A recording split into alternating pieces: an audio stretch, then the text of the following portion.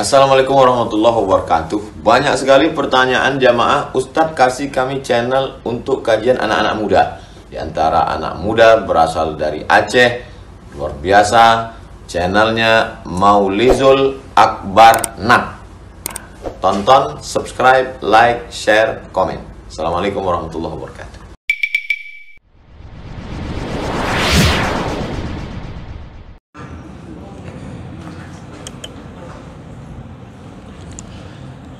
Assalamualaikum warahmatullahi wabarakatuh. Innal hamdalillah nasta'inuhu wa nastaghfiruh wa na'udzu bihi min shururi anfusina wa min sayyiati a'malina. Man yahdihillahu fala mudilla lahu wa man yudlil fala hadiya lahu. Asyhadu an la ilaha illallah wahdahu la syarika lahu وأشهد أن محمدا عبده ورسوله الكريم. اللهم صل وسلم على نبينا وسيدنا المصطفى محمد وعلى آله وأصحابه أجمعين. أما بعد، رب اشرح لي صدري ويسر لي أمري واحلل عقدة من لساني يفقهوا قولي. Segala puji bagi Allah, kemudian salawat dan salam pada Rasulullah, pada keluarga dan seluruh sahabat-sahabatnya yang Allah muliakan insyaAllah.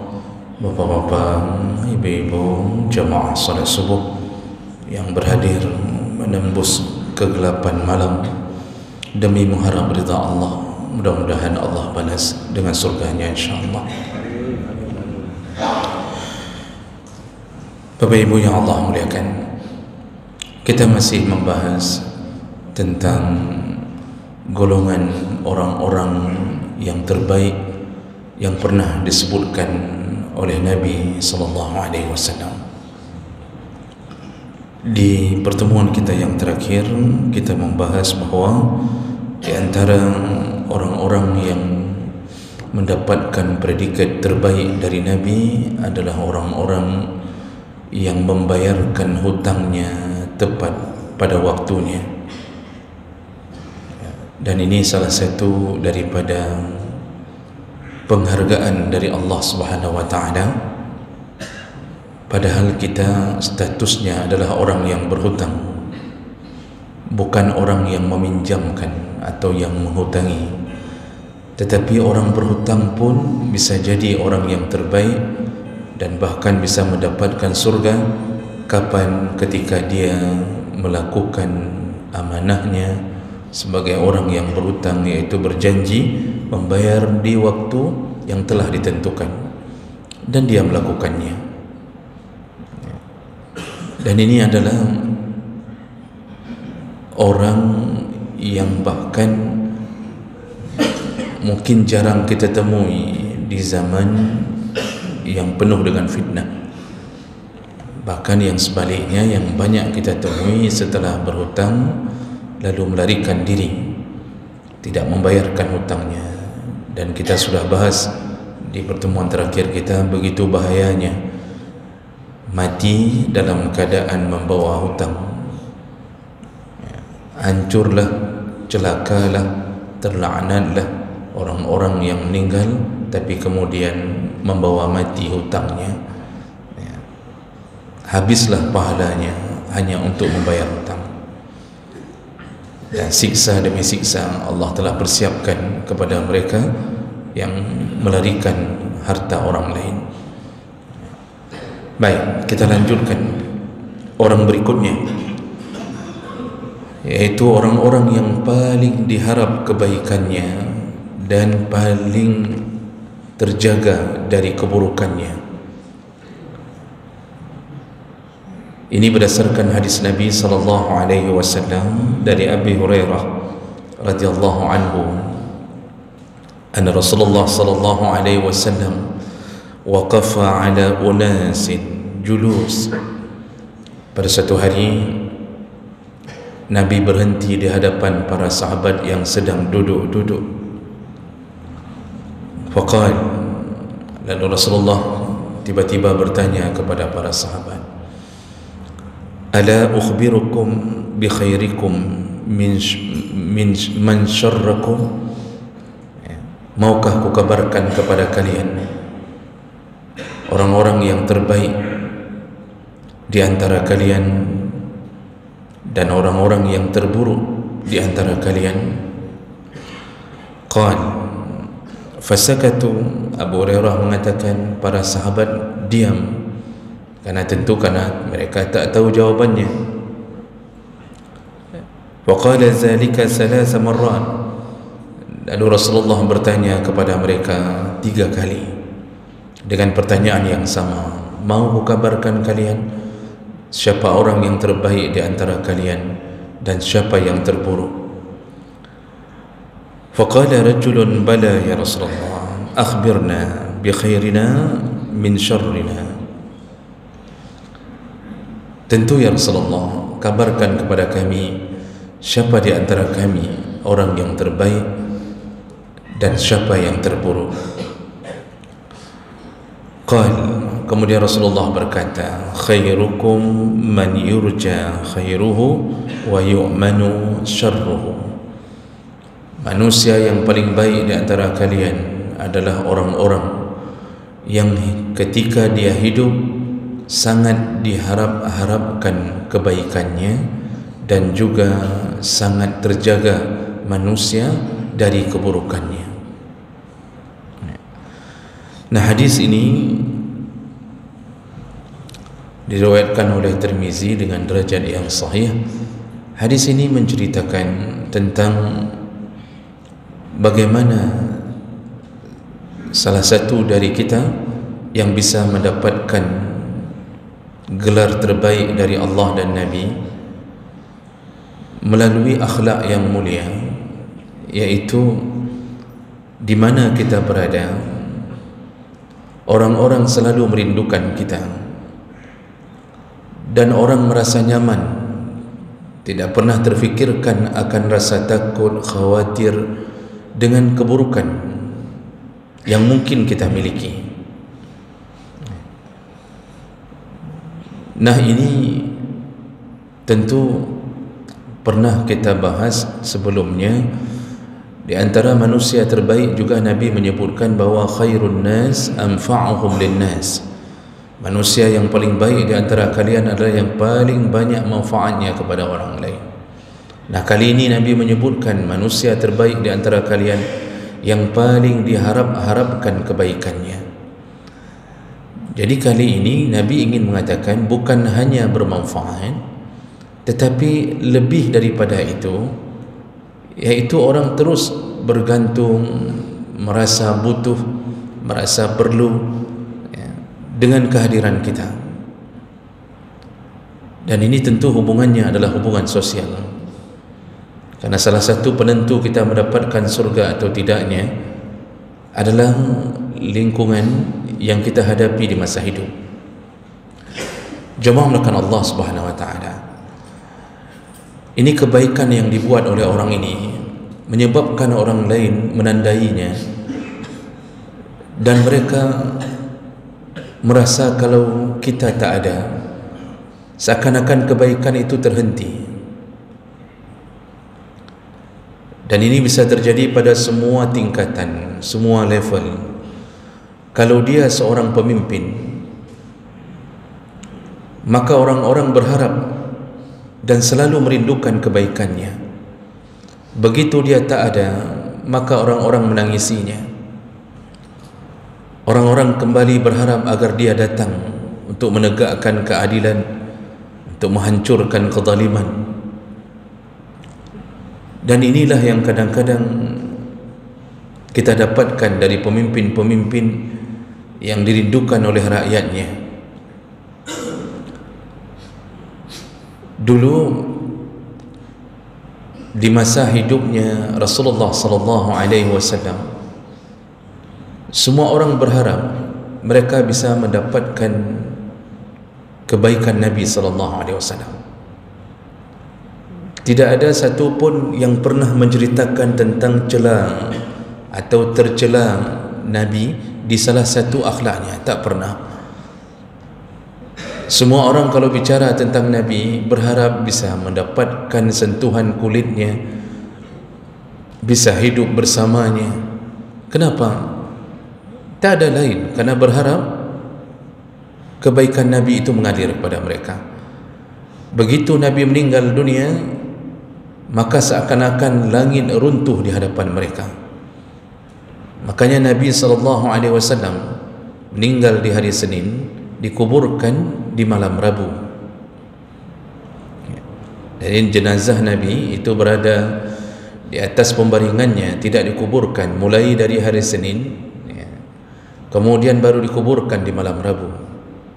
Jadi jangan mengira bahawa Nabi meninggal hari Senin dikuburkan hari Senin, tidak.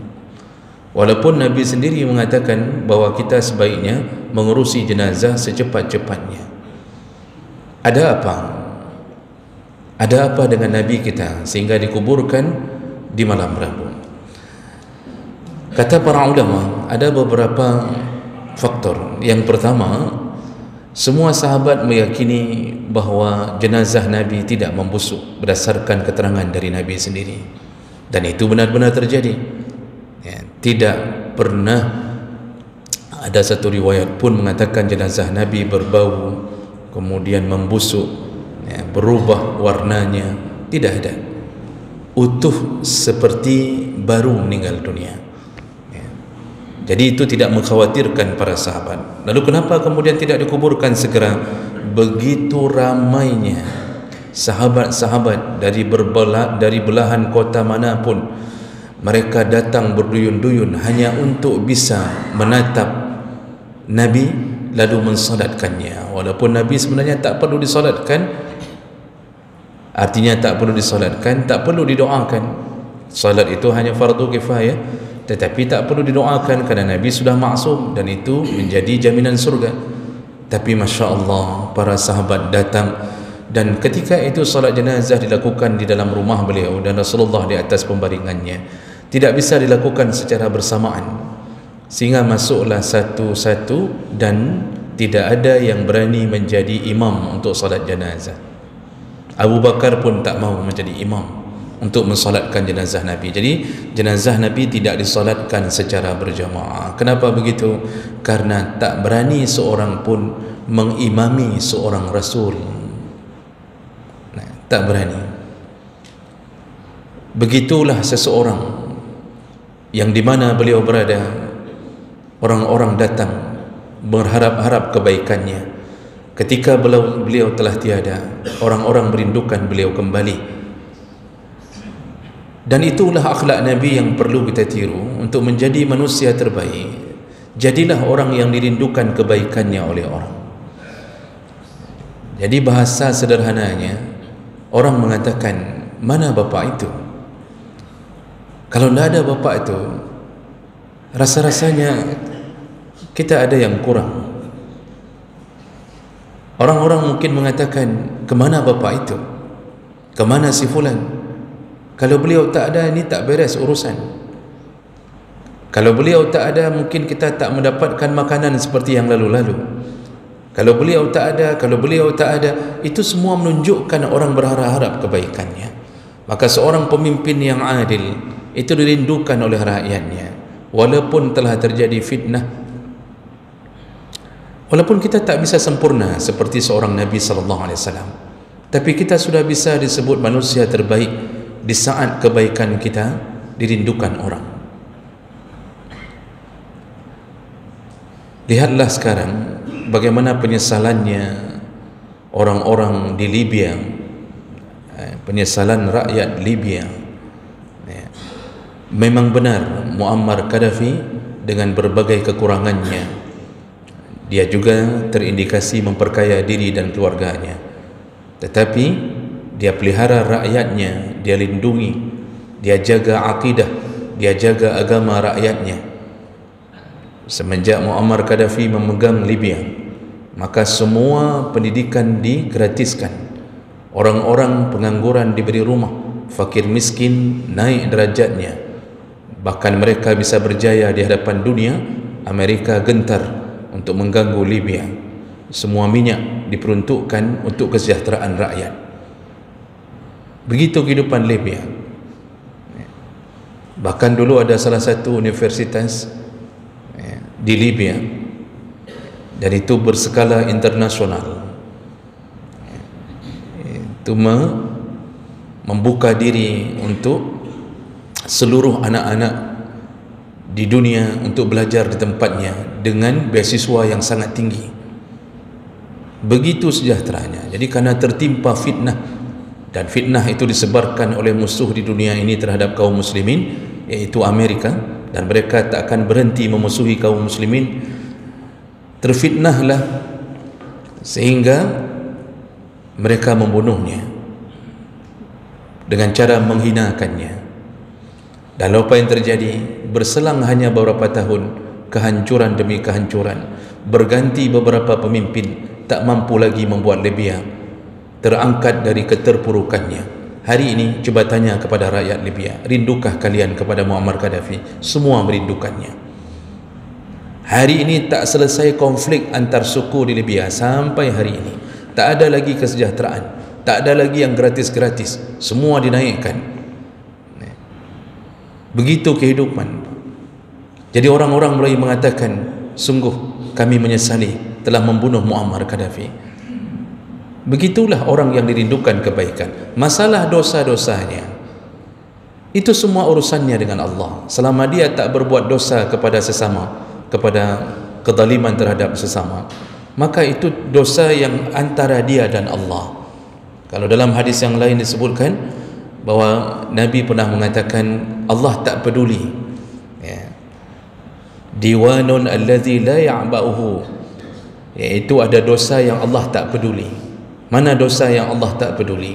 Itu antara dia dan Allah Subhanahu wa ta'ala. Mungkin dia pernah meninggalkan salatnya, mungkin dia pernah tak puasa Ramadannya, tapi kalau Allah menginginkan dia di antara banyak keburukan terselip kebaikan yang membuat Allah kemudian ridha terhadapnya, maka Allah bisa hapuskan segala dosanya. Allah berhak memasukkannya ke surga. Berulang-ulang kita katakan, seorang pelacur bisa masuk surga hanya karena memberi minum seekor anjing. Seorang pembunuh yang telah membunuh 100 orang masuk surga hanya karena keinginan untuk bertaubat. Itu Allah tak peduli. Makanya Allah mengatakan, engkau berdosa walaupun setinggi langit dosamu, lalu engkau memohon ampun kepada aku, maka aku akan mengampunkanmu. Wala ubali, kata Allah, aku tak peduli dengan dosamu yang sehebat apapun, tak peduli. Tapi itu syaratnya antara kita dengan Allah Subhanahu wa ta'ala. Maka jemaah mulakan Allah Subhanahu wa ta'ala ini adalah model dalam kepemimpinan, yaitu orang-orang yang paling dirindukan kebaikannya oleh orang lain. Kalau dia seorang yang kaya, maka ketika dia bersedekah, lalu fakir miskin selalu mendapatkan kebaikan-kebaikan dari sedekahnya. Lalu kemudian dia tiada, fakir miskin mulai berbisik-bisik, kemana sudah bapak itu? Kenapa beliau tak pernah datang lagi? Mungkin mereka tak tahu bahwa dia telah dijemput oleh Allah Subhanahu wa ta'ala, tapi kebaikannya dirindukan orang. Makanya ketika kita masih hidup, berusahalah agar nama kita begitu disebut, orang tak mencibirkan. Begitu nama kita disebut, tak ada mata yang mengernyit hanya untuk menunjukkan rasa tidak sukanya kepada kita. Dan itu bisa didapatkan melalui sedekah. Orang-orang mulai mengatakan bahawa kalau bapak itu tak ada, maka mungkin kita tak senyaman ini hidup di masjid ini. Lalu orang mulai bertanya, siapa yang membayarkan listrik selama ini? Ternyata bapak itu. Siapa yang membuat orang-orang duduk di masjid dengan keadaan begitu nyaman? Ternyata hasil wakaf bapak itu. Dan kehilangan bapak itu adalah kehilangan sebuah kebaikan. Itu manusia terbaik, kata Rasulullah. Jadi orang berusaha memberi manfaat, tapi kemudian manfaatnya mulai dirindukan orang. Jadi kalau begitu ceritanya, ini bukan sekali dua memberi manfaat, sampai dirindukan orang. Kalau dia seorang suami, dirindukan oleh istrinya di atas kebaikan-kebaikannya, di atas kelembutannya, di atas tutur bahasanya, di atas kasih sayangnya. Dia meninggal dunia, istri akan mengatakan, tidak ada yang bisa menggantikan suamiku.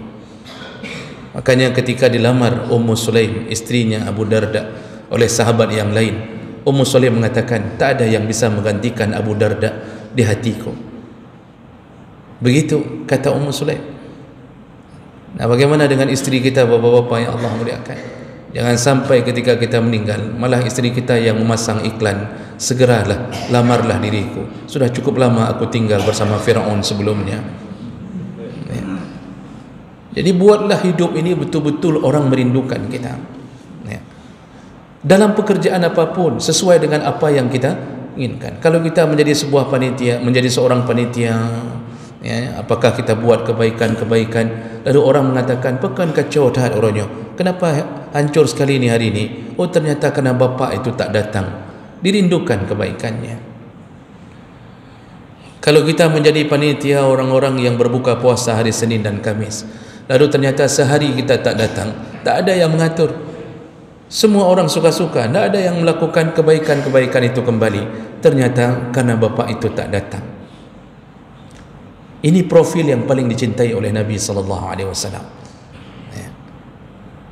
Kalau dia orang berilmu, begitu dia tidak ada, maka orang mulai menangisi, mengatakan, tidak ada tempat kami bertanya, tidak ada lagi kebaikan yang bisa kami dengarkan.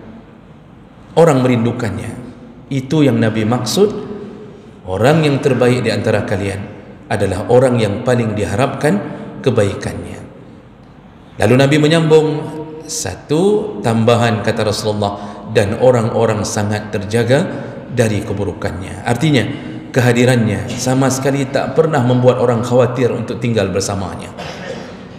Kalau dia menyewa rumah di samping rumah kita, begitu kita tanya kepada kepala desa atau kita tanya kepada kepala lorong, siapa yang sewa rumah di samping saya? Lalu kemudian disebutlah satu nama, langsung kita kenal dan kita tahu itu orang baik, langsung hati ini merasa nyaman, lalu kita mengatakan, alhamdulillah, menyonyan urang sewa yang cukup ged urang. Kalau itu yang sewa di rumah saya, di samping rumah saya, sungguh kami bergembira, sungguh dia orang yang sangat baik. Jadi tidak terfikirkan bahawa rumah kita dicuri nantinya. Kalau kita tinggalkan rumah itu 7 hari, kita berani tinggalkan kunci rumah di hadapannya, kita tak merasa khawatir ayam yang dipeliharanya akan masuk ke rumah kita, karena dia pasti punya perasaan. Ya, karena ada orang tak punya perasaan, tak punya otaknya, ya, bahkan lebih berotak ayam daripada otak pemiliknya.